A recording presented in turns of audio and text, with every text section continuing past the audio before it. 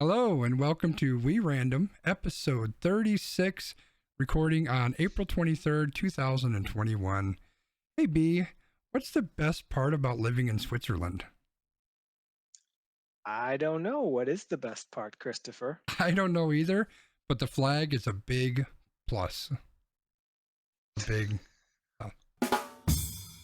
More after this, everybody. Almost Qualified Productions. Your dose of semi-coherent babbling.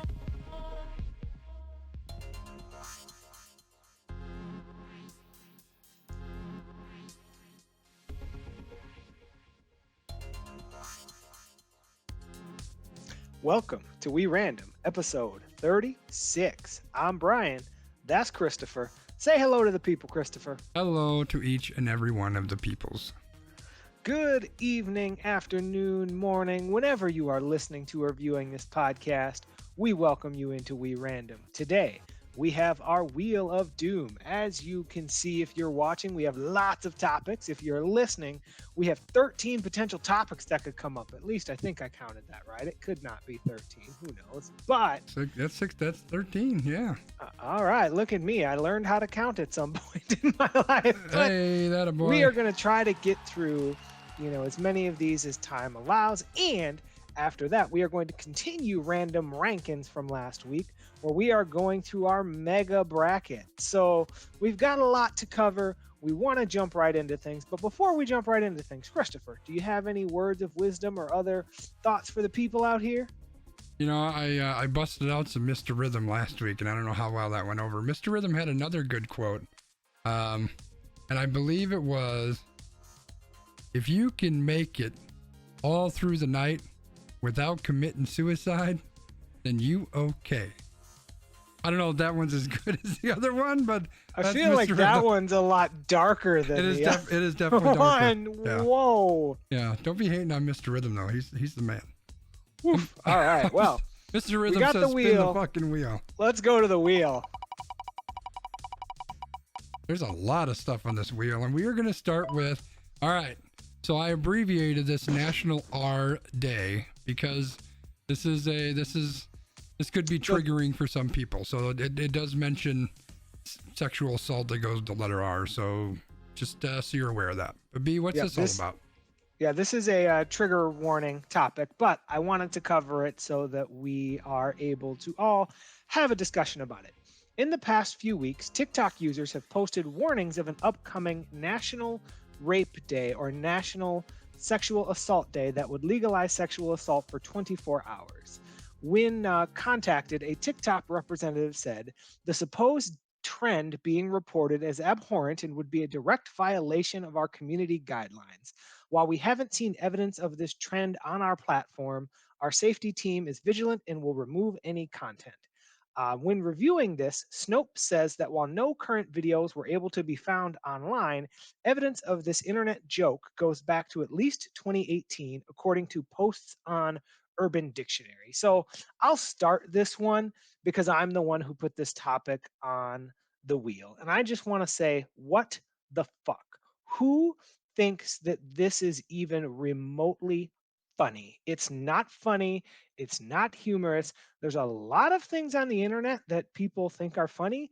I don't believe that this is one of them. What are your thoughts, Christopher? Yeah, it's fucking disgusting is what it is. And I have seen some of these videos actually. I saw one because I'm a fairly avid TikTok user. It's a bedtime thing. Yeah. So what I saw was it when they called duets, I think, or stitches or something like that. It's when somebody posts a video and then you like post a response and then their video is like on the side or something like that. So it started off with, hey, this coming Thursday or whatever the date is, you can go do whatever you want and it's free or what, just something disgusting. And the person responded to it is, I have to chuckle, and you will too when you hear the response. And I'm sure this has been taken down. But basically it was somebody saying this is not a thing. This is not okay. This is never okay. And I would suggest that any women who have to be out and about on this day carry protection. If you live in a state where you can carry a gun, carry a gun. And if somebody tries to touch you, fucking shoot them. Now, I don't know if that may be going a little bit far, but you know what? It's yeah, this is just fucking stupid. And I think there's a couple things to it. So first of all, there are people out there that do this kind of stuff, right? So there's that. I think there's a large group of people who they may not actively take part in this type of activity, but I think that they are not worried about it, not concerned about it, just because I think in their mind, because let's be honest, rape isn't about sex, it's about dominance, it's about power. I think there's a lot of men in this country who are okay with it because of that, because they look down on women, because they see women as less than. And then I think the extra level, which is probably where a lot of this is coming from, to be honest, are just fucking little internet trolls. Just people who like to poke people's buttons and they laugh about it to their friends. And they're normally 13-year-old kids who have no life and they never will. And hopefully one day they grow out of it, but they probably won't. So I think that's kind of where this is coming from. I don't think it's going to amount to anything. Is there one or two bad apples out there that might see this and say, ha ha ha, let's do this?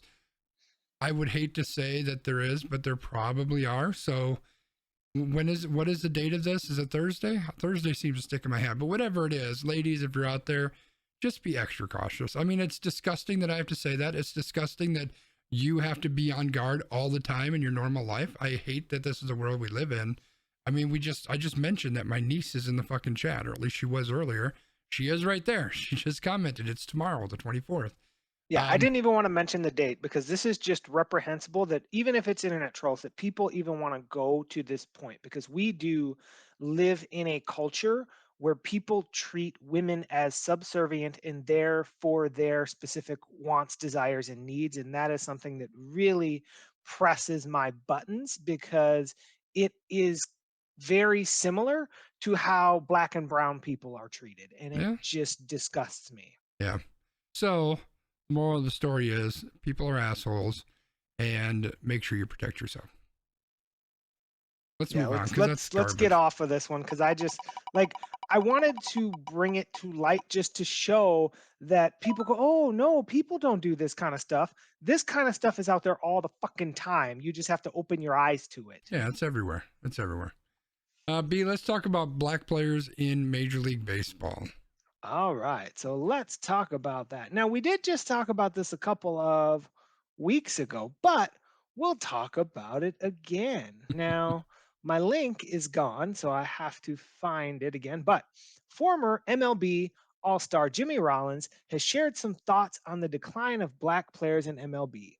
Rollins attributes the lack of black athletes in today's game to several factors, such as marketing and socioeconomic factors. Rollins says the NBA and NFL, they plaster the faces of those guys all over the screen. Baseball, on the other hand, there isn't a great deal of marketing. Obviously, everyone knows Mike Trout, and rightfully so, but there are some young black players that deserve light too. So, as a statistic to kind of help folks consider what this looks like, when Rollins made his first All-Star game, 13% of MLB players were black. That number is down to 7.6% here in 2021. So, Christopher, tell us a little bit, what are your thoughts on the kind of diversity gap in MLB with black players? Yeah, I wish that this had outlined like more percentages so you could see like kind of where that's going. My guess is that this is probably leaning more towards players from Latin America because that group of individuals just kind of taking over major leagues in a big way. But I think that the way to look at this is to Jimmy Rollins' point, which for the record, if you're not a baseball fan, he was a great player. Like he's probably not a Hall of Famer, but he was a really, really good player for a lot of years. And, he talks about the fact that the game isn't marketed well, which I have been yelling from the rooftops. And he says, and it wasn't actually the article that was linked, but it was the original article I read. He's like, well, everybody knows Mike Trout. They don't. Not everybody knows Mike Trout. A lot of people have no idea who Mike Trout is. Everybody knows who LeBron James is. everybody knows who Tom Brady is. Not everybody knows who Mike Trout is. A lot of people have no idea who Mike Trout is. And a vast majority of the people who do know who Mike Trout is have no fucking idea how good Mike Trout is. I mean, we are literally watching one of the greatest players to ever play the game if you look at the numbers that he's putting up, right? And that's because Major League Baseball is horrible about marketing their game, marketing their players. They're disgustingly bad at it.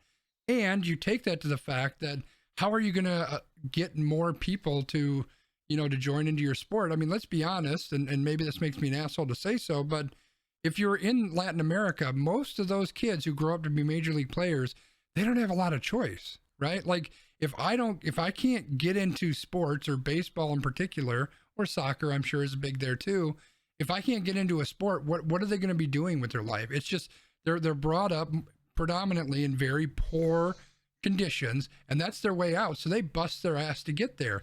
And you could argue that a lot of that is similar in some other sports where they do a really good job catering, especially to inner cities and to places where people are, where you can really, people want to grab a hold of that dream and chase it. Baseball doesn't do that. Now, let's be honest, it's harder to get a baseball team together than a basketball team, right? I mean, all you need is a hoop and a ball and two guys. I mean, really just one guy, and you can play basketball. Baseball, you need a lot more people, so that's more difficult too. But there's no reason that MLB can't make this happen. They're just not making it happen. So let's talk a little bit about the socioeconomic factors that Rollins mentions. I have a really good example here in Wisconsin. So the Rock Complex, that's a complex owned by the folks who own the Milwaukee Milkmen and the Milwaukee Wave. They just built this giant sports complex with baseball fields and like a football field and like this soccer kind of indoor soccer area. Where the fuck did they build it? Franklin. What's in Franklin? Not a diverse population, not public transportation, not a way for diverse individuals to get out there, right? Yeah. That kind of is one of the things that Rollins is getting at, in the sense that, you have to have the space for people to be able to play baseball. You have to have the materials. You have to have bats and gloves and cleats and all of these different things. Yeah. So it really becomes a socioeconomic discussion too. And I think that the thing that was just built out here in Franklin is a really great thing, because if there were individuals in the inner city for Milwaukee who wanted to play baseball, they can't get out there unless they have a car or their parents have a car or someone is able to drive them to this. They can't access that via public transportation. There is no public transportation out there, Yeah. right? Like these are the kind of things that I feel like we need to consider when we're thinking about how do you increase diversity. It's not just on MLB, but it's on the fact that colleges, high schools, all these prep teams and things like that, you need to be able to recruit from the lowest level and get people up to these highest levels. So that's the thing. And I said that, a couple weeks ago, we were talking about MLB kind of taking that stand and removing the All-Star game from Atlanta. And I feel like this really is another example of that, because these are the things that we've identified, and these are the ways that MLB, and obviously I think they're trying to do some things, so like yay, but it's going to take a while for that to take hold, especially given how different things are for the NBA and even the NFL in terms of attracting and retaining black players. Yeah, but I mean, really, how hard is it, right? You just put initiative in. Maybe you give some sort of a credit to the teams and say, hey, go do something in your community. I mean, a lot of the teams are going to do that individually on their own, but like that, you've already got a built-in both a fan base, and you've got a built-in organization that can help out, right? So Major League Baseball themselves don't have to do it, but take on the initiative to say, we need to do this. We need to make changes. Here's a plan on how we can make the changes. Let me hand this out to all of our different clubs. Here's your incentive, whatever the hell that may be.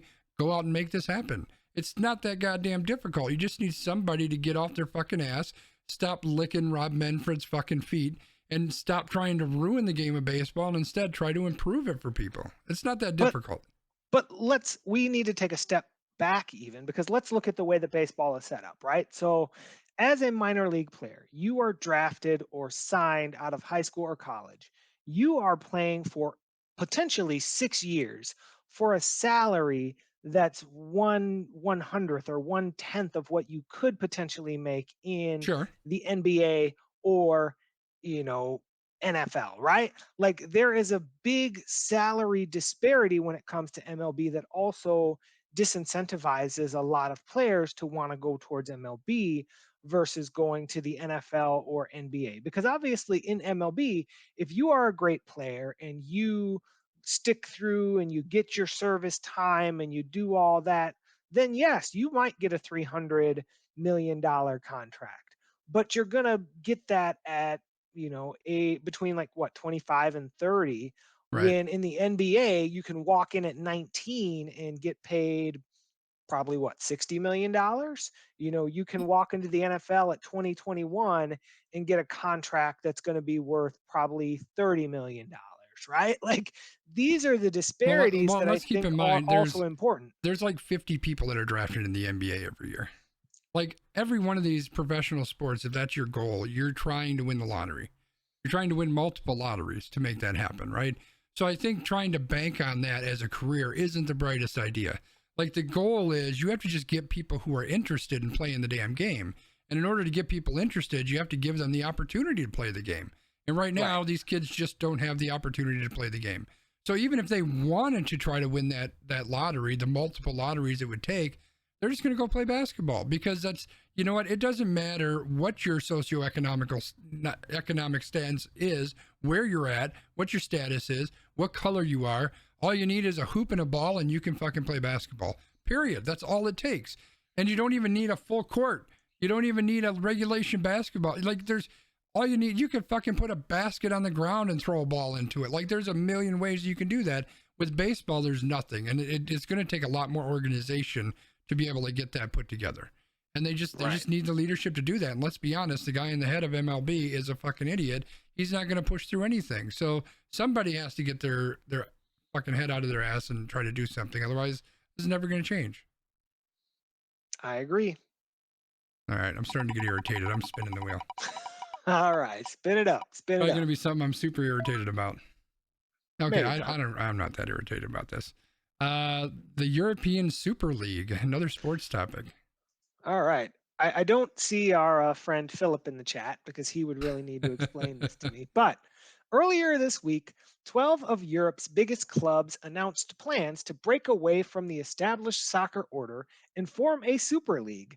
The plan was ultimately short-lived after the league lost the backing of the 6 Premier League club teams, and then more teams left on Wednesday and on days following. I didn't even hear that it fell apart. That's amazing. Yep. So the Super League was a long discussed idea for a closed competition that would feature Europe's biggest clubs. The intention was to break away from the UEFA, which would allow the sport to evolve while generating resources and stability for the full football pyramid, which basically to me kind of sounds like they didn't like the cash flow. This is the old ZE feed me. They were looking for that feed me of the week. They wanted to make that money on their own. I don't know. What are your thoughts on this, Christopher? How much do you know? Where are you at with this? Yeah, I know a bit about this. And we talked about it in the stream a little bit earlier this week. And I talked to a friend of mine who's a big soccer guy. So essentially what the plan was that these 12 clubs were part of 3 different leagues. So there's a Premier League in England. There is La Liga, I believe, is in Spain. And then whatever the Italian league is called. A bunch of the teams, the big teams there who are already rich as fuck, they wanted to create their own league so they could play their own games and make themselves even more richer than fuck. That's basically what this is. It was all about money. The way that soccer in Europe works, as far as I understand, and I'm not big on this, but is they have different leagues that kind of play their own thing, and then they bring the champions of that into what's called the Champions League, and then they all play out to see who's the champion of Europe. Basically the Champions League said, well, if you're going to, the schedule, I guess, was going to conflict with the Champions League. So now a bunch of the best teams in the league wouldn't be playing in the Champions League.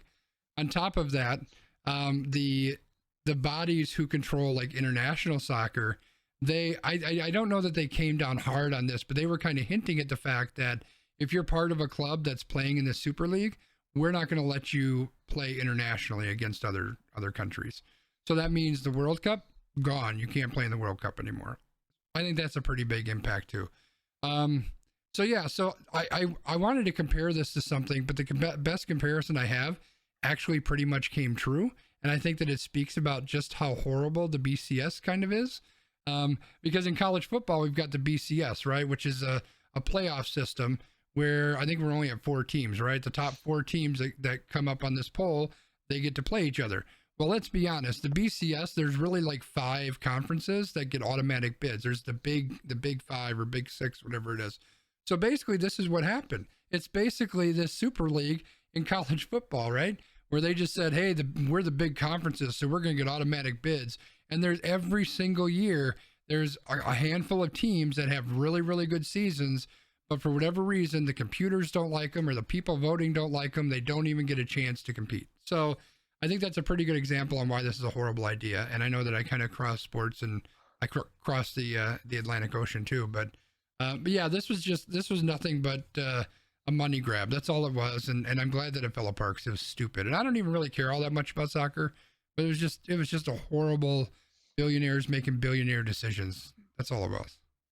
Yeah, I mean, it's billionaires making billionaires decisions. Obviously, would it be good at soccer? Sure, it would, right? Yeah, sure. Because you have high level athletes playing other high level athletes. But again, like you said, it's a money grab. Basically, they want to be in control of who's in and who's out and who Yeah. is always in and who can come in. Like, oh, your team's good this year, so we'll let you in. Your team's bad Right. this year, so we won't let you. Like, it basically, I don't know. I just looked at it and I was like, I don't really care about this. And then it fell apart. So I was like, cool, don't have to worry about it. Yeah, I mean, I guess just to continue the comparison, it's like Ohio State not having to play that game against, Western Kentucky University or whatever, right? Instead, they're going to replace that with playing Oregon or Florida State or Alabama, right? And instead of this team that you don't want to play, that's going to be a waste of time and money and energy and all of that. Now you get to play a real team. Although college football doesn't do that. They want to play Western Kentucky University all the time so they can pump up the record. But anyway, Right. Are we ready to move on? I am definitely ready to move on. Yeah, I don't know why That we're is talking for about fucking sure. soccer anyway. Nobody likes soccer. I like soccer, but Nobody does. that's okay. B, I think it's time that we give out an award here on We Random. Uh-oh. We are going to give an award for the least vaccinated counties in the country here. B, what do you got for us here? Who are we giving awards to? I thought you were going for our drop, but apparently not. So, Christopher, the least vaccinated counties in the United States all have something in common. Do you know what that is? I do, but just to go with the gag, I'm going to say, no, B, what do they have in common? Well, the New York Times examined a survey and vaccine administration data for U.S. counties and found that both willingness to receive a vaccine and actual vaccination rates to date were lower on average in counties where a majority of residents voted to re-elect former President Donald Trump in 2020. Bum, bum, bum. So, I'm shocked. In interviews with state and county health officials, including some who said they were feeling weary after a year of hearing lifelong friends, family, and neighbors tell them that the virus was a hoax or not serious, these health experts attributed low vaccination rates partly to hesitant conservative populations. Vaccine hesitancy was shown to be highest in counties that are rural and have lower income levels and college graduation rates, which were the same characteristics that were found in counties that were more likely to support Trump. Now, the New York Times also looked at some of the wealthier Trump supporting communities and found that the vaccination gap was smaller, but the partisan gap holds even after accounting for income, race, age, population density, and the county's infection and death rate. So, Christopher, does this surprise you? Does this seem to be what you expected? What are your thoughts on this one? Well, I think this proves that even rich people can be dumb as shit too. I mean, really, right? Like, this isn't a surprise. Like, this is the same freaking story that Trump people were given throughout the whole last year and a half or whatever it's been, right? Like, I'm not going to wear a mask and I'm not going to get vaccinated and it's fake and it doesn't exist and blah blah blah. Like, this isn't a surprise. They're I just want to call them idiots. Can I call them idiots? Because they're fucking idiots. Let's be honest. I mean, I don't know how to mince words. Not all of them, mind you. There's some that have some sense and they understand things, but a lot of them are just they're just blinded. They're just following blindly behind their their idiot leader. And so this doesn't surprise me at all. I mean, it's disheartening, especially because we live in a very, very red state outside of basically 2 metro areas. So I would guarantee there's probably huge gaps all over this damn state. And that's unfortunate because it just means that A, there's going to be more people who are at risk. And B, these are people who are going to potentially get other people sick, right? And C, it's just going to extend the amount of time before people can truly feel safe out in the world, even those who are vaccinated. So it's just dumb. Well, it's interesting because Trump is the one who's like, you wouldn't even have these vaccines if it weren't for me. They're safe, they're appropriate. But again, it goes back to your point of a lot of these individuals were fed the propaganda for months and months and months. This isn't a big deal. You are still safe. You need to continue on. You don't need this. But then you also have individuals like Wisconsin's own Ron Johnson, who came out, I think it was in a radio interview, saying that he doesn't understand why we're pushing vaccines on people and vaccines should only be for the most needy of people. And if you have a vaccine, you shouldn't care if someone else has a vaccine. You should mind your own business and there shouldn't be vaccine passports and like all of this stuff. So again, idiots. I mean, that's one way. You could also play the drop for Ron Johnson, but I mean, that's we can also look at the wheel and see if we've got some other folks out there who could qualify for that. But like, that's the thing, like people's heads have been filled with all of this misinformation. And that I think is a big part of this. Like there are so many people who I've seen say, oh, well, if I take the vaccine, it's going to make me impotent. And then they'll like take a drag off of their cigarette, which has also been shown to sometimes cause impotency, right? Like, wait, so it sounds like you're saying they're idiots. I mean, let's just throw it out there. I mean, you're an idiot if you listen to that blathering fucking fool for all those years and you let it seep into your brain and you don't have the capacity or the interest to actually look at how things actually work in the world. I'm sorry, that's probably the definition of being an idiot.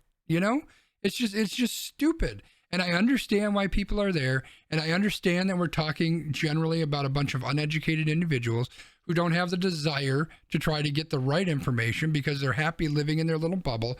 I get that. That doesn't mean they're not an idiot. I'm sorry. You're an idiot. And I wish there was a way to get to these people. Clearly, I'm not the one who should be doing that because I'll just call them idiots. But somehow we have to try to get through to these individuals and let them understand that Bill Gates doesn't give a shit where you're at. He doesn't care. He's not going to track you. And you know what? You can even tell that to your friends when you're on Facebook on your phone because I was going to say you're already being tracked on Facebook. If you're getting tracked 17 ways to Sunday, for God's sake. But again, they're idiots. Anyway, I want to call out Emily, who said there was a TikTok about this. This is a great point. If you're struggling with getting an appointment, suggestion was to search for conservative counties, and the Walgreens will get you in that day. Not a surprise, And I know I'm an asshole for calling them idiots, but they really are. I mean, just use your head, look at things, make an educated decision. I know they're not educated, so they probably can't do that. But like, I don't know how we break through that wall. I don't, and that's what frustrates me, right? Because I live in an apartment building. There's probably like 20 idiots in this building right now who are saying, oh, I ain't gonna get vaccinated because you're gonna try to control my 5G. And like, how do we fix that? I don't even know. I mean, I don't know that you can, right? Like each person is going to do what they're going to do. Like this is the frustration that some of these health experts had. Like they were talking about how in some counties, I think it was even like Wyoming, where these people were like, it was either Wyoming or like Idaho, where these people were like, stop sending us vaccines. We don't have space. Yeah, Like our right. freezers are full. Like we don't have space for these. People are not coming for these. They don't want them. So please send these to other places where people want them. Yeah, it's just frustrating, man. You know, I mean, I can't even say anything good. Can we just move on? Because if I try to say something positive, it's just going to be negative again. Yes, let's please move on. Final word on the subject. They're fucking idiots. I'm sorry, y'all. Hate me for it if you want. But instead, let's talk about the guy that they really don't like. We got more politics. Biden's first 100 days. Why are we talking about this, B? So, as Joe Biden nears 100 days in office, pundits are reviewing how he's done so far. Polls by our friends at Pew Research and Politico show that Biden has job approval ratings of 59 and 60%. Biden also has touted that he met his goal of administering 200 million COVID 19 doses and was able to get additional stimulus relief passed to millions of Americans. Over the past few weeks, Republicans have sought to shift the focus of Biden's presidency to the US Mexico border, which has seen a surge of unaccompanied migrant children hoping to cross the border. Friend of the show, Ron Johnson, who we've now brought up twice in the span of like 2 minutes of the week, believes that the press is enabling Biden, saying, when you have the mainstream media in your back pocket, you're going to stay popular. Now, the reason dumbass.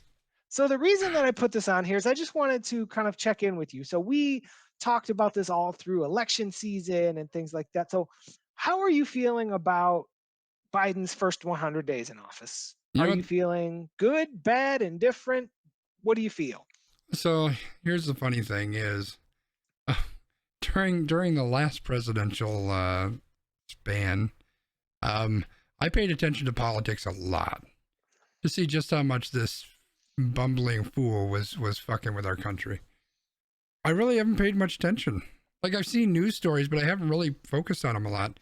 And I think part of that is because I feel like I don't have to fear that something horrific is happening every other day. But I mean, the vaccines have gotten out a hell of a lot faster. Now, to be fair, it's also been just time wise, there's been more time. So, you know, things have developed more and manufacturing has had more time. So all of those things play into that. But it's been much easier for people to get vaccines. So the vaccine thing, he definitely hit that.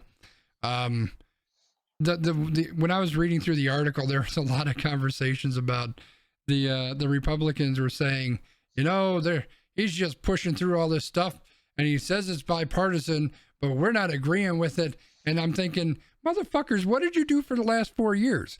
Like every single thing you wanted to do, you just pushed it through, and you fucking thumbed your nose at any of the Democrats. Because you're like, well, fuck you. You can't do nothing about it. And the thing is they weren't even trying to be a little bit secret. They were like flat out. They were practically dancing with their shirts off inside the fucking halls on the vote, saying, motherfuckers, you can't do nothing. How you like me now? It's like, and now you're whining and crying like a bunch of fucking little babies. Like, get the fuck out of here. Now, don't get me wrong. I do think that there should be bipartisanship. I think that we need to work together to create solutions. But the simple problem is, and I know that this is something I'm incredibly pessimistic about, it's never going to happen. In today's politics, everything is partisan. Everything. Like you could have a Democrat and a Republican go to a fucking lunch together and they would argue about what they should have for lunch because it's just everything is splitting people apart. So I would love to say you need to, you know, reach across the aisle. I think back to John McCain and Russ Feingold, who worked very well together, right? They crossed the aisle constantly. They just danced in the aisle and brought people with them.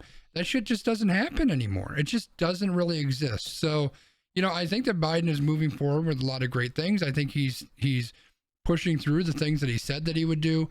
I think he needs to do a lot more on the racial issues that we're seeing. Definitely on the police thing. I made a very, very direct post on Facebook about him earlier this week when he said something. I think it was an article that said Joe Biden is praying for this verdict to go the right way or some shit like that, right? And I'm like, motherfucker, this is your job. This is what you were fucking elected for. This is why we put your ass in that seat, is to fix this shit. Don't be praying to no invisible God that doesn't fucking exist. None of us wanted to hear that goddamn bullshit. Fucking fix it. That's where I'm at. So that's where I think he needs to get his ass in gear. And because I think we control both the House and the Senate, or at least it's really, really close. Like, we can push through some of this stuff. Get it fixed. Get it fucking fixed. Well, and I think one of the things that was part of that article is it seems like a lot of the Republicans who have come out to talk about it are feeling frustrated because they're not able to like push him around and like get Yeah. all of these narratives on him because he is just like this very generic politician, right? Like, he's not somebody who they can be like, oh, he had this big scandal or he did X, He's Y, Z. generally a likable guy. Right. Like, they tried So, the whole touchy-feely thing and it didn't really stick. And is he a little bit on the creepy side? Maybe, but generally, he's a likable guy. yeah. So the biggest thing that I think has been helpful is he has really kind of de-escalated tensions overall, right? Like, Yeah. whenever something happens, you don't have to be fearful of what the leader in the president is going to say about it, right? Yeah. Like, you're not running to your television, you're not running to Twitter, you're not running to the internet to figure out what has our president said now that's going to piss off half of the rest of the world, right? Right. Like, he's very much that kind of buttoned up, like, I'm going to, stay on the line and kind of keep things moving. Obviously, there's a lot that he could or should, or we hope that he'll be able to do.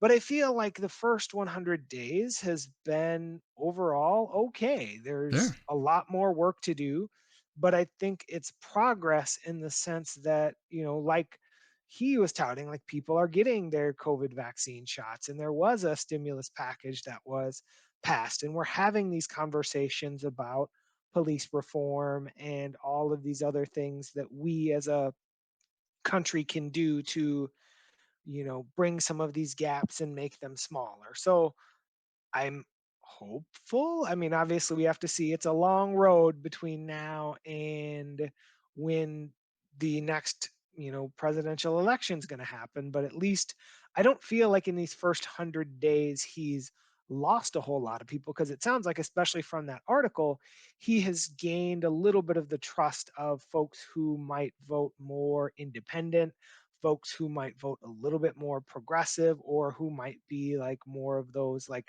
even moderate Republicans, where those folks are able to like listen to reason on certain topics. Obviously, the big knock against him with the general GOP is they're saying, oh, he's spending too much money. And eventually, people aren't going to like that because he's spending every nickel and dime that the United States has. But, we'll see how that goes. I mean, I think he's got a long way to go before he catches up with Trump's golf trips. But I think when I look at, kind of grading his first 100 days, I think it's kind of like, when you're in elementary school, they don't actually give you a grade. They give you like a check and a check plus or whatever, or a check minus if you're doing bad. I think it's a check and maybe half of a plus, like the up and down part. That way it doesn't look like a check minus. Like, he's doing all right, but we'll see where it goes. That's fair. All right, I'm spinning. Give us something. Okay, I mean, this is something. I don't know why we're listening to millennials, but we're going to listen to this millennial who's writing about Dave. Good old Dave. What does Dave got to say for this millennial? This article is terrible, and I kind of wish I hadn't put it. I kind of wish too. I read through that and I was like, I think I'm dumber for having read this. So, Jennifer Rosner wrote an op-ed comparing the differences between boomers and millennials according to her dad. Dave. I like Dave. She wrote that millennials, unlike their predecessors, have a they basically pathologically want to look for the short term at the expense of the long game. So many of them have been given things without having earned them, such as getting an A for showing up to class. As a digital native, millennials may only know a world in which an endless supply of options is available. And then the pandemic hits. So people are realizing that life is short, death is all around us, and the oldest of us millennials will turn 40 this year, and that it's time for people to grow up. Rosner says that there is hope, as she's seeing several of her millennial friends who used to play the field are wanting to settle down. People who never wanted to get pregnant are getting pregnant, or people who never expressed interest in buying a house are moving to the suburbs and renovating houses because they have an intention of being there for the long haul. So basically, this person is saying that the pandemic is going to make people settle down. Now, I personally have some grievances with this. So I don't know if you want me to start with my grievances or Let me if go. you Let me want to. let me dive in real quick. So Okay, first of do all, it. I like Dave. I relate more with Dave than I do whoever the girl was that wrote the article. But Dave is. I'm wondering if I Dave mean, is a Republican who refused to get a vaccine because he's kind of an idiot a little bit.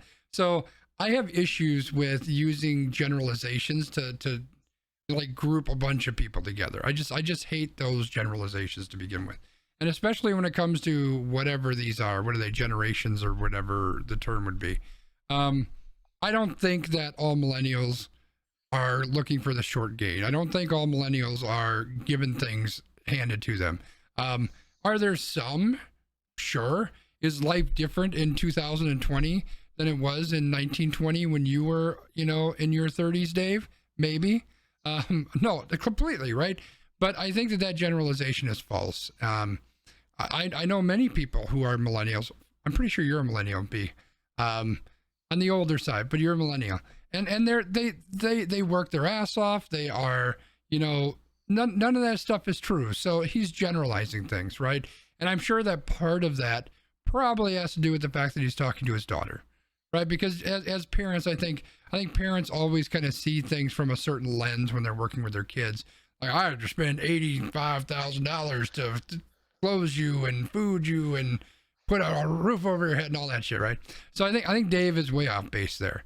That said, with the lady, I don't remember what her name was, but the person who wrote this, saying that millennials, they're all going to change their stories and they're all going to change their lives. And, she said that people are noticing death all around them. So they're going to buckle up and they're going to, settle down. And lady, I'm not sure which pandemic you were here for, but I seem to remember a whole lot of fucking millennials who were out on beaches partying and drinking and swapping spit and doing all the wonderful, crazy things that, young people do. And not all of them are millennials. I'm sure a lot of those are whatever, Zoomers or whatever they are.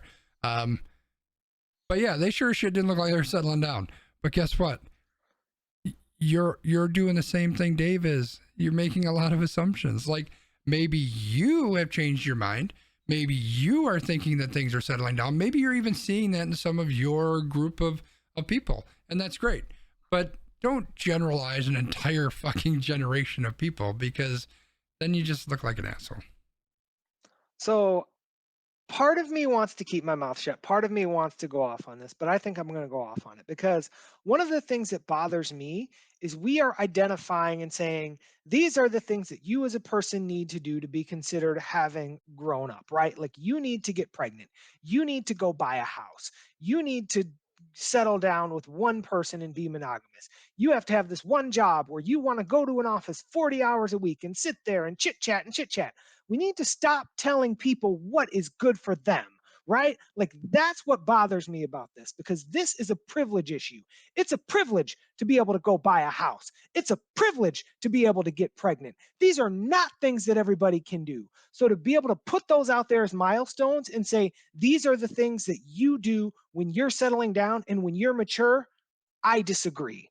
Because for some people, buying a house is never going to be a financial reality. For some people, getting pregnant is never going to be a reality because maybe they have infertility or some other issues that will prevent them from being able to do that. That doesn't mean that they're not grown up. They have lots of different things that they could do to be a grown up. You okay, B? Yeah, I'm fine. You need a hug? No, I mean, but like that, this is part of what we've talked about this whole time is identifying when people are letting their bias flag fly, right? Like all of these things that this person has mentioned are very specific to a very specific group of people Yeah, who for have sure. said these are the things that you as a person need to do to be identified as a successful grown up, right? Like Yeah. if you don't fall within this group, you are not a grown up. You are not successful. And I feel like we set people up for failure when we do these things to people because there are so many people out there either who advocate for themselves or who don't advocate for themselves who are in this position. I know at least a couple people that are in my Twitter timeline who have so many issues with trying to get pregnant and infertility and things like that, and how inferior it makes them feel when they come back and they have this, negative pregnancy test and things like that. Like Yeah. that's the kind of stuff that fires me up because for this chick to get out here and say, "Oh, you're a grown up now because you got pregnant." Really? Well, You're just slapping people in the face at this point. I just want to say that I'm 40 something and I don't own a home and I don't have no kids, which is a good thing, by the way, Chad. And I'm pretty sure that my sore lower back will prove that I am a grown up. And if Dave and his little girl have issues with that, I'll give them my address. They can come up here and we'll fucking talk about it. Because, yeah, like let people live their life how they want to live it. You know what? I'm 40 some years old. I play video games, not for a living. That would be cool. But, I sit online and I stream myself playing fucking video games to people. Like, does that make me not a grown up? What makes me a grown up? I have a career. I have a job that I've been at for 10 plus years. Does that make me a grown up? I'm paying for a car right now. I bought a brand new car, like brand new off the lot. Does that make me a grown up? I go to the doctor on my own. I have my own insurance. Maybe that makes me a grown up. Just leave people alone. Let people live their lifestyle they want. Right. As long as they're not hurting anybody, fucking leave them alone. Yeah, I mean, and I'll admit, like, I'm a little bit close to this. Like, I have a lot of people in my life who are building houses, buying houses, looking at houses. I have a little bit of resentment because of my certain circumstance. I will never be able to live in the suburbs. I can't go to a suburb with no public transportation to build the house of my dreams or my wife's dreams because there's no public transportation there. And that's a circumstance that I am not in control of. I was born that way. I was born without being able to drive. So, like that's the kind of stuff that really kind of sets me off, Christopher. Yeah, no, I get that. I was born unable to drive too. It took me like 16 years before I could do that. Anyway, I'm going to spin the wheel. You need the bottom ching for that. All right. We're not hitting on, I don't know what else all on this wheel. I don't know what I was expecting to come up, but we are going to talk about something that our friends who don't get vaccinated really don't like, basic income in Los Angeles.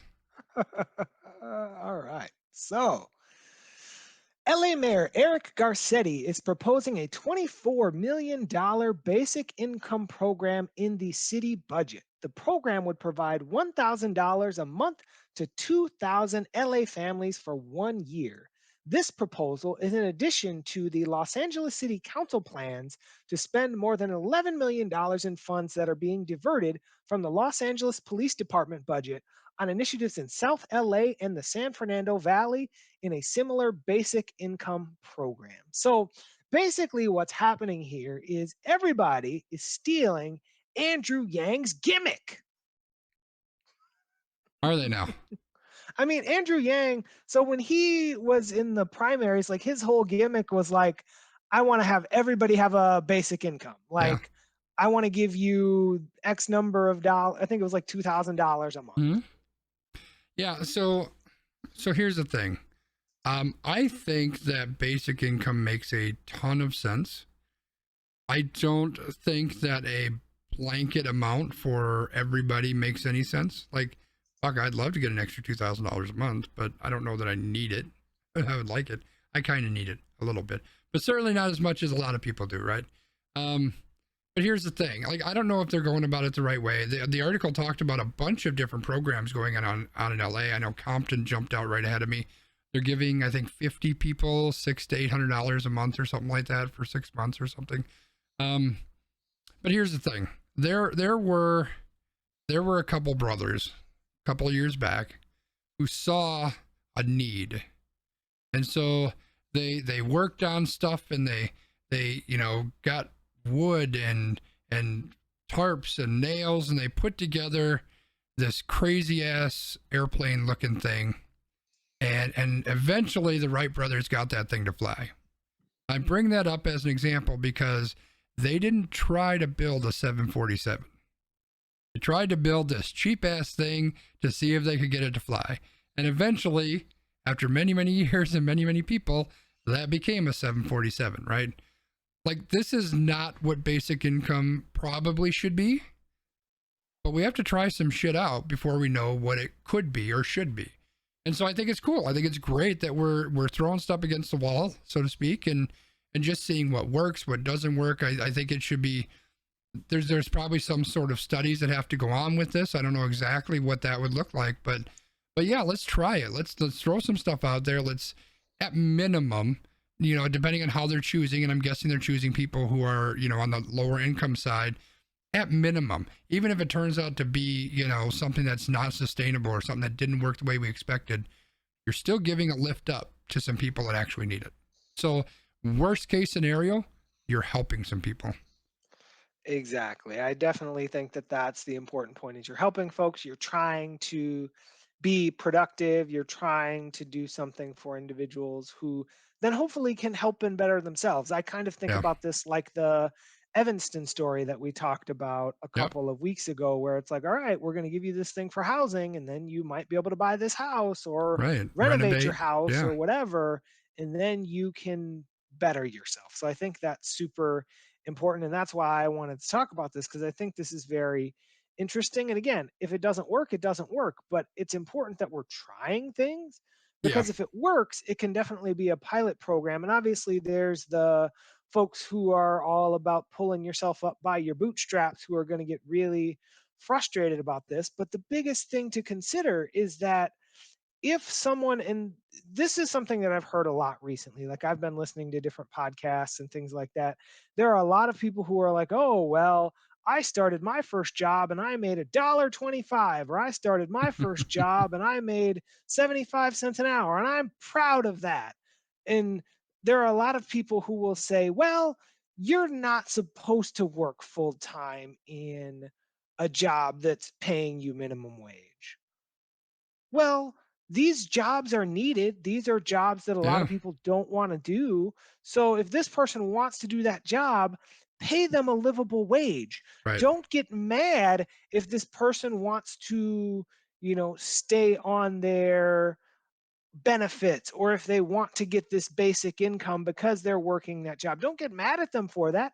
Actually compensate them for the job that they're doing. Like, that's Yeah. part of the issue. That's part of the challenge. And this is something that was interesting, and I didn't mention this during the Biden story, but one of the things that he had mentioned is that there's a plan in place for employers who have less than 500 employees, where he wants those employers to give people paid time off to go get their vaccine shot. And Right. if they have to call in the next day, he's like, the government will reimburse you for this. Like, Mhm. there's a way for you to not go into the red, so that you can treat these people with dignity. And like, we need to start treating minimum wage employees with dignity. And like, that's part of the problem. But I will get into that later, because that's going to be part of my extra point. Yeah.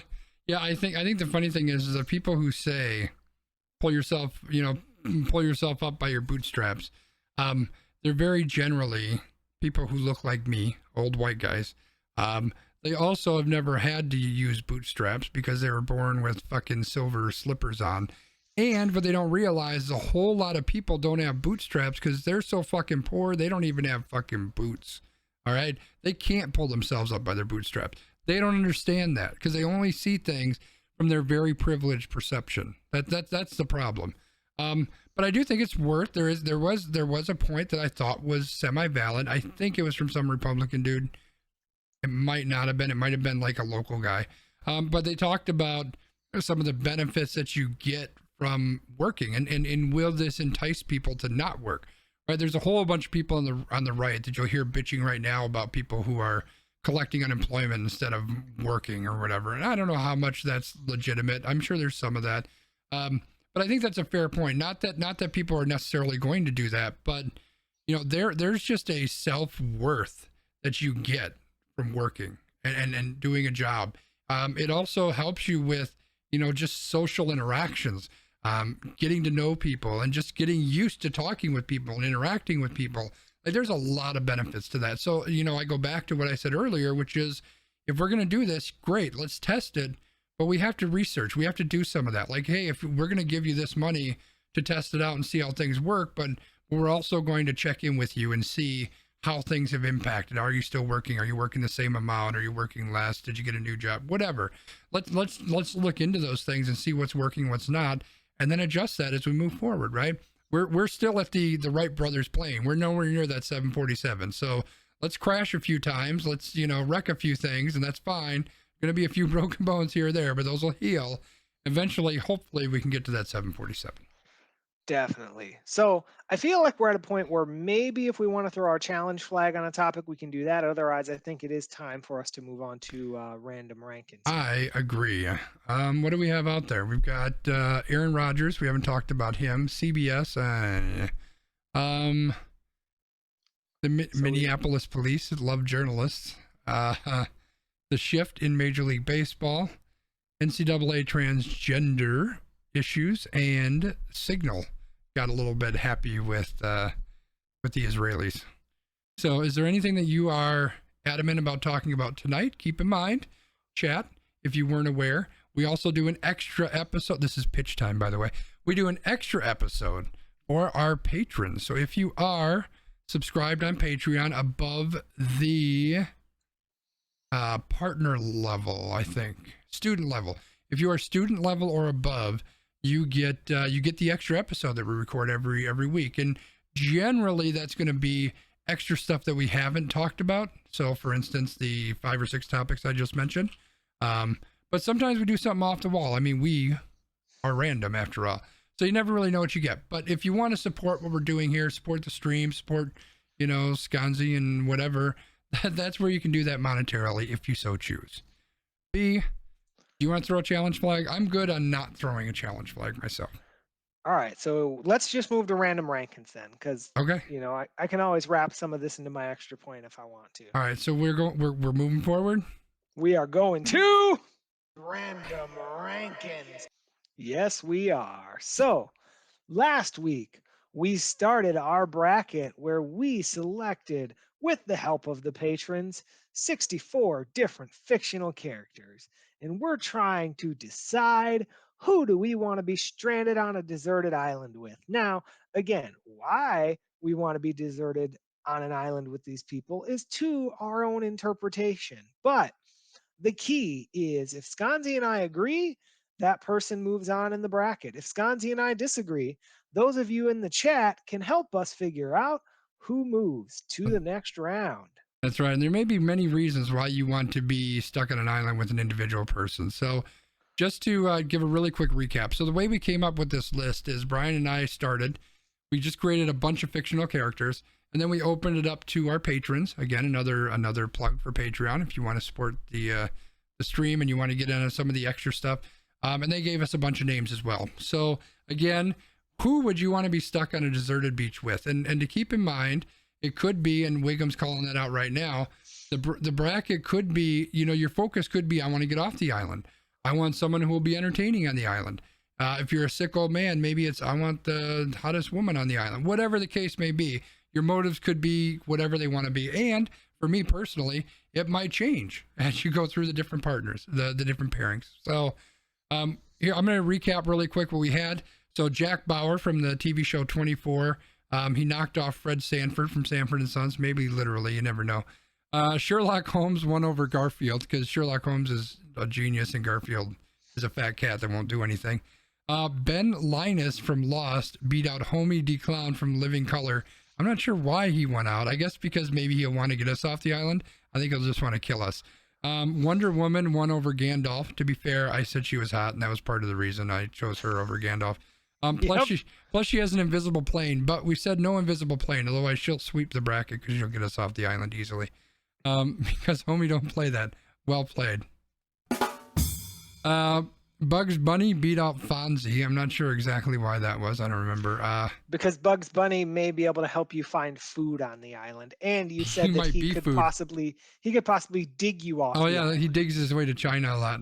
Katniss Everdeen over William Riker, which broke my bearded heart, but she clearly has survived worse things. Inspector Gadget over Brian Mills, the guy from Taken. Kind of obvious if you know who Inspector Gadget is.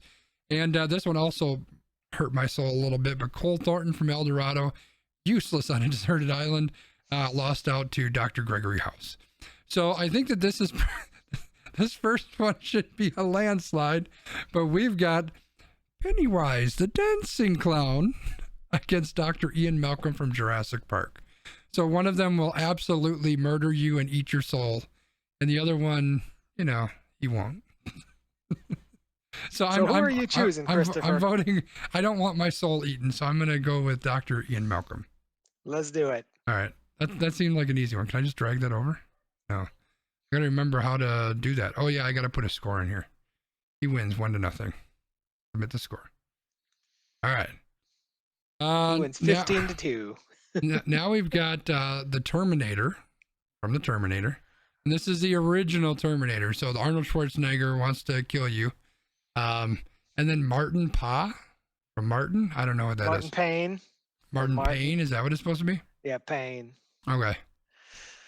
Well, so the hard part. So the Terminator wants to kill you. He's not going to help you, right? Well, he wants to kill, that other kid, Sarah Connor. He wants to kill Sarah Connor, and you are not Sarah Connor.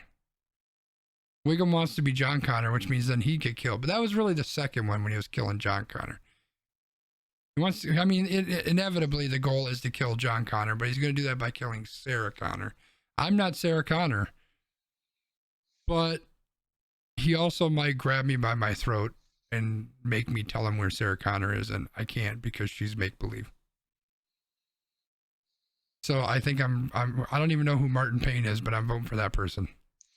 All right. Yeah. Martin's not really going to be of much use on an island. He could tell you jokes. He could keep you entertained, but will he kill you?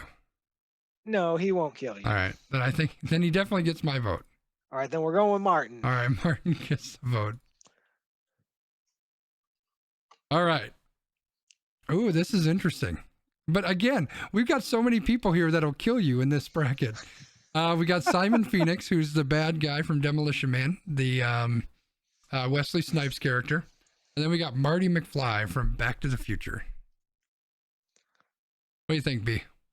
So Marty McFly, is there a way to make like a time machine on the island to get you off of the island? Well, Marty didn't make, I don't know if you've seen Back to the Future. I know that you're not a big movie guy, but Marty McFly didn't create the time machine. His crazy professor guy did, and it was a DeLorean, so it was a car that had to get up to 88 miles per hour, which I'm pretty sure you're not going to be able to do on an island. So even if he had the DeLorean, I'm pretty sure he can't help you with that.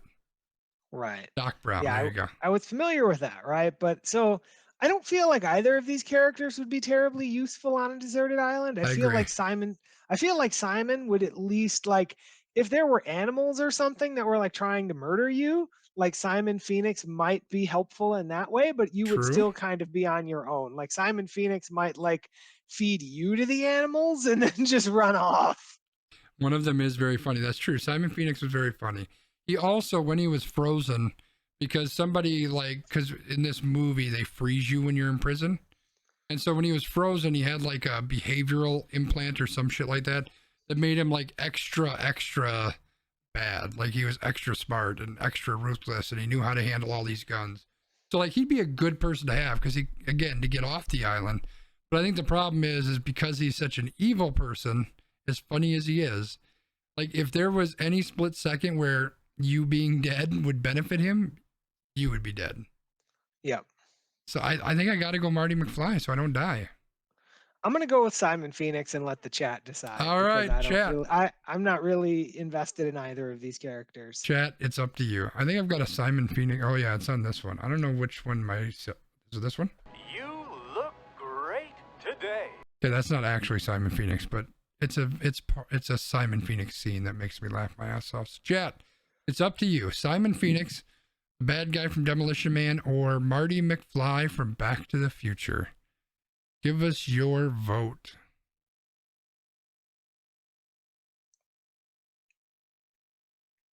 Old Man Wiggum says Simon because I want things to be funny before I die with Marty. Okay.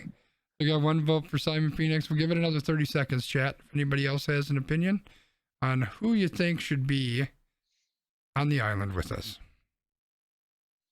I'm going to very slowly start to fill in Simon Phoenix. Simon Phoenix. Very slowly. Yep, Simon's got 2.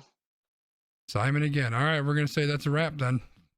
Let's do it. Simon Phoenix, that's going to end horribly. All right. And now we've got Skeletor from Masters of the Universe, which I haven't watched that show in forever. I don't even remember I just know he's a bad guy. And he is going up against Ray Kinsella, the protagonist from the best baseball movie ever, Field of Dreams. All right, you got to sell me on both of these because I'm not familiar. I can't really sell you on Skeletor. I just know he's a bad guy, and he's got a skeleton face, and he wears a hood. I'm guessing his goal is to kill He-Man, because that's always the goal, right, is to kill the good guy. So I'm guessing it's probably not a good thing to be stuck with him. Ray Kinsella, he's a farmer in Iowa, and he hears visions, or he hears voices, and he sees visions that tells him to rip up all of his corn and to build a baseball field in the middle of an Iowa cornfield, which I have been to, by the way, chat, and it's pretty fucking amazing. So, I mean, I think between the two, again, I want to go to the one who's not going to kill me and go with Ray Kinsella. Although Skeletor has a big vote in all caps in the chat. But I'm going to go with Ray Kinsella. If you build it, they will come. Yeah. And Old Man Wiggum's a good call. Like, he's a farmer, man. Maybe if we're stuck there long term, he wasn't a very good farmer, though, to be fair. But maybe he could grow some stuff. All right, we're halfway through the bracket. Next, we've got, interesting, John McClane from Die Hard, and Tyler Durden from Fight Club. You familiar with these guys, B? I'm vaguely familiar with Fight Club. I'm not familiar with the other guy. All right, he's a better farmer than me. That's fair. All right, so John McClane is a retired, I think he was retired. Maybe he wasn't retired. No, he wasn't retired. He's a New York City cop, and he just always ends up in the wrong situation. And it's not a Christmas movie, by the way, but he ends up in all these situations where he's got to fight all these bad guys, and he came up with a yippee-ki-yay motherfucker line, which is pretty awesome. So yeah, he's kind of the guy who just kind of gets stuff done. And Tyler Durden, you're a little familiar with, but Tyler Durden, no, it's not a Christmas movie. Stop that right now. Tyler Durden is the main character of Fight Club.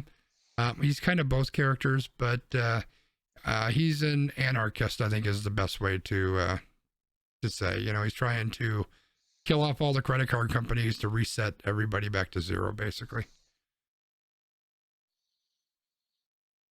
I don't know that either of these will be very helpful. I don't think either of them are particularly dangerous. But I don't know if either of them are super helpful. I don't know that either of them would help us get off the island or would be very much help on the island. I feel like Tyler Durden would just probably confuse you and make you just start hallucinating or something. Yeah, maybe. I'm thinking John McClane. Yeah, to your point, let's if we go way off the ledge, let's say the pirates from that Tom Hanks movie show up and they want to kill us. John McClane will save us. So I think John McClane gets my vote. All right, let's do it. All right, John McClane. Plus, he's now funny we have too. To remember that for the next round. Why did we vote for him again? This is my boy, my favorite TV show of all time, Captain Malcolm Reynolds from Firefly, against Silent Bob from Jay and Silent Bob. Jay doesn't even, or Silent Bob doesn't even fucking talk, man. I mean, Silent Bob. So here's the thing, Silent Bob is going to come through in the clutch with advice when you need it. Like, Silent Bob won't say anything or do anything, but then, like, when you're just muttering out loud to yourself, all of a sudden Silent Bob will say something and you'll be like, oh, that's great. This is what I'm going to do. Let me lay the scene for you, B. We're stuck on a deserted island. By we, I mean you, just you, and Silent Bob. Yep. And you're trying to talk to him. You're trying to have a conversation. You're trying to get some help, trying to get some food so you can survive. You are stuck on that deserted island for 7 years, B. And finally, you see a ship coming your way. You are going to be saved. And at that point, Silent Bob says, hey, by the way, did you know that there's an area right over there where you could have got food for 7 years, but you never found it? I just thought I'd let you know that now. Fuck Silent Bob. I'm taking Captain Malcolm Reynolds. I don't know who Captain Malcolm Reynolds is, but I'll go with you. All right. Well, we need to solve that too, dude. We need to watch that show because it's amazing and you would love it. I promise. I vote Silent Bob. Well, Captain Reynolds wins. Don't be hating on my boy, Emily. All right. We've got so many like automatics on here as far as I'm concerned. We got Cersei Lannister from Game of Thrones and Spock from Star Trek. So we got the very genius guy, very logical guy. And then we've got the woman who would sacrifice anybody for anything that she wants. So basically what you're saying is we're voting for Spock and moving on? I mean, I don't think it makes much sense to vote for her. Do it. All right. Chad, you're not getting a lot of chances here. Emily, you got to do it. I promise you'll love it. I've never seen Game of Thrones. Don't watch Game of Thrones. The last season was complete trash. All right, B, this is one you got to take the lead on. Okay. April Ludgate. I don't know who that is. And Fox Mulder from X-Files. April Ludgate's from Parks and Rec. You guys probably know that.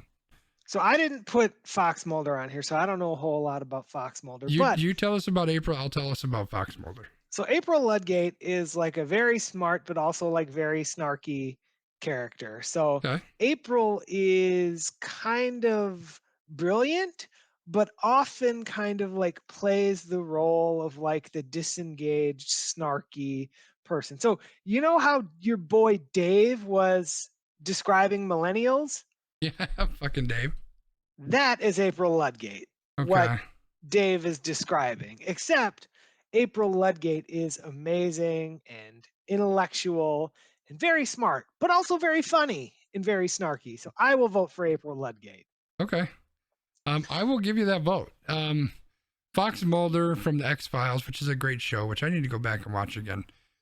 Fox Mulder is an FBI agent whose sister was potentially kidnapped by aliens, I think.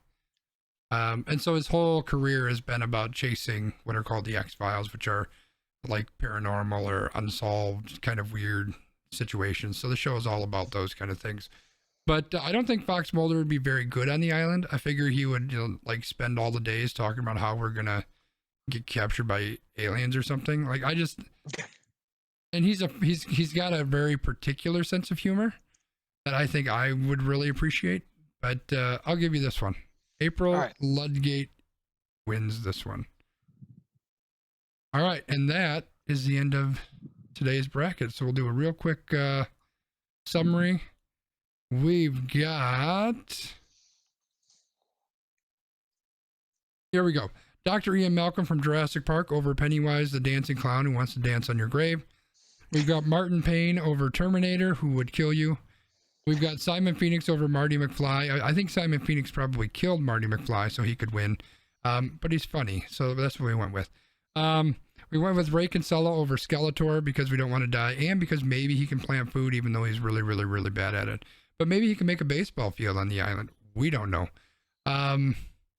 John McClane over Tyler Durden, mainly because we're looking out for that Tom Hanks pirate ship, and John McClane would kill them all. And then he'd smile and say, yippee-ki-yay, motherfucker. We went with Captain Malcolm Reynolds over Silent Bob, because Silent Bob just wouldn't talk and wouldn't be very helpful. At least Malcolm Reynolds would come up with some really bad plans for us. We went with Spock over Cersei Lannister, again, because we don't want to die. And Spock is brilliant, so he could probably help us. And then we went with April Ludgate over Fox Mulder because she's funny. And apparently funny is all we need if we're stuck on a deserted island. So that's what we got. We've got 2 more brackets for the first round. So we're going to continue that next week. But before that, I think it's time for you, B, to give us your extra point. Except where is it? There it is.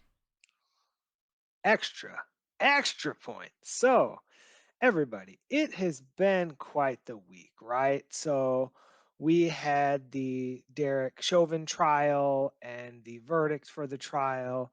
We had another, police shooting. We've had lots of different stuff go on this week. So, there's a couple different things that I want to touch on here. First, when it comes to the Derek Chauvin verdict, right? Like I wanted to bring that up, and I'm sure that those of you who watched the stream were kind of surprised that we didn't have that on the run sheet. I specifically said I'm not putting it on the run sheet because it's going to be part of my extra point.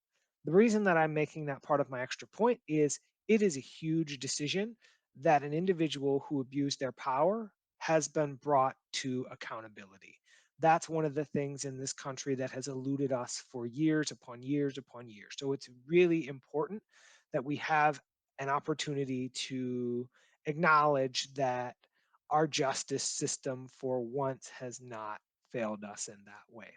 So we definitely need to take that opportunity to acknowledge that and appreciate that. But one of the other things that I want to say is it's really important that we as a people look at ourselves and we look at how we look at these different situations. And I think a challenge for me right now is that we live in a society where we are too quick to blame the victim, and instead we don't often ask the question of how did this person get into this situation and what could we have done about it, right?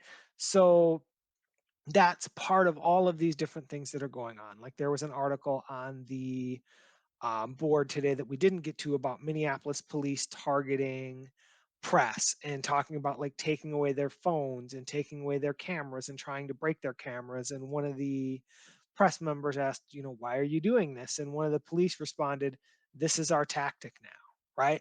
To me, that is fucking terrifying because we as a society need information to move forward. We need to collaborate to move forward. We need to work together to move forward. So, when you see a story, obviously you're going to have your own personal feelings about it before you know all the facts. But once you have all the facts, try to step back and try to think about it from a big picture perspective.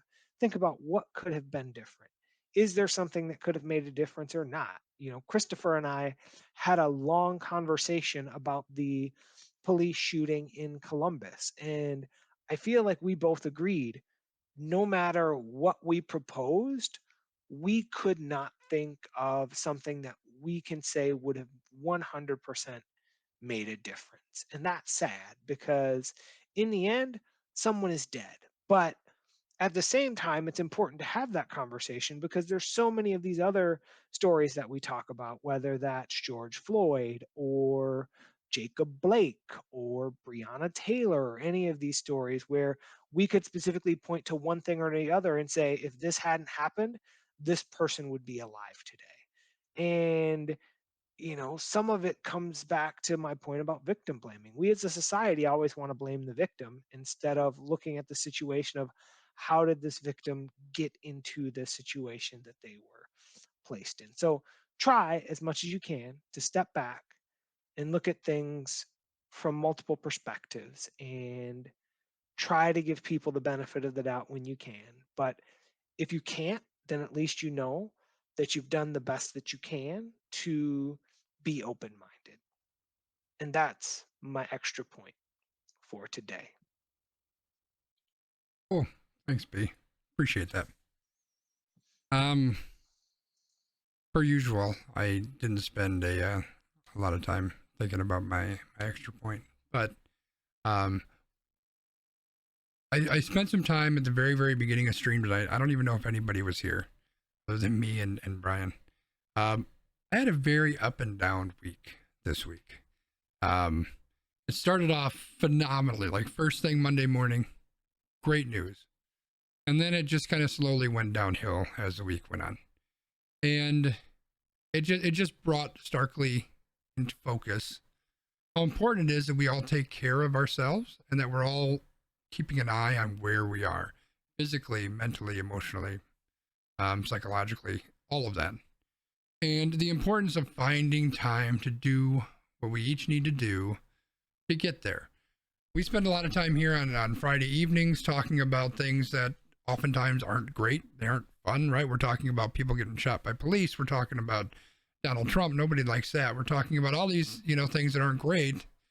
And sometimes that gets to me too, and it might get to you too. And it's important to find those ways to find that release. Sometimes it's, Monday morning was what really got me off to a great start this week. Is I visited my doctor after a bunch of health issues I've been having. Had a phenomenal appointment. Like, tests are phenomenal. You're doing great. Keep doing things. And it's like, great. I'm doing what I need to do to take care of me. Sometimes emotionally I need to step away and do things. Maybe it's, there's a lot of things I need to consider about my future to try to put me in the right place. So I guess this is a way for me to reflect a little bit on where I've been this week. Some of the things that I've been thinking about and the ways that I put myself or tried to put myself in a positive headspace. Sometimes that's through meditation. Sometimes it's through reading. Sometimes it's just venting, to Brian normally. Sometimes it's just sitting on my porch with a fucking cigar that my neighbors hate. They can go fuck themselves. Listening to some music and just tune out the goddamn world. Sometimes it's that.